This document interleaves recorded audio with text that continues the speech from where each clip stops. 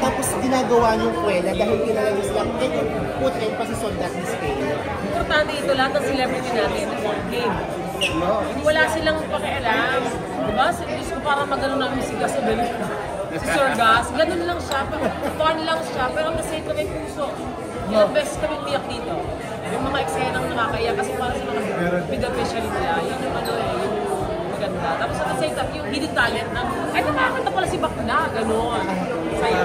Kuya Randy, bilang isa sa mga scene master, may pressure ba? Kasi ang taas yung ratings sa mga previous season. Yes. May pressure ba ngayon?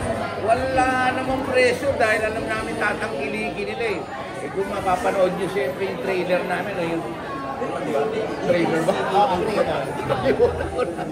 Kapag napanood nila, siguradong papanoorin at aabangan nila. Kaabang-abang kasi. Of course, Sabado yan, alas 7 at saka alas 8 naman, tuwing linggo. Kaya mapapanood nyo lahat ng mga paborito nyo, mga celebrity na magpapatawa, magpapaaling sa inyo. Sir Ray and Sir Ariel, may ano ba, may kakaiba ba kapag ginajudge nyo kapwa nyo celebrity? Compared to regular contestants? Wala, mas ano kami, nag-enjoy lang kami. Dahil alam namin talaga, kaya sila na hindi parang pasiklabi. Parang attention sa kanila. Ginagawa nila yun, kahit pa sila basta parang sa kanilang beneficiary. Yun lang para sa akin, pinakita niya na yung magandang good side. Husga pa? Nahalo na yun. Ngayon kahit magtamig-tamig siya doon, basta sa akin, napakabait na. Basta sa akin.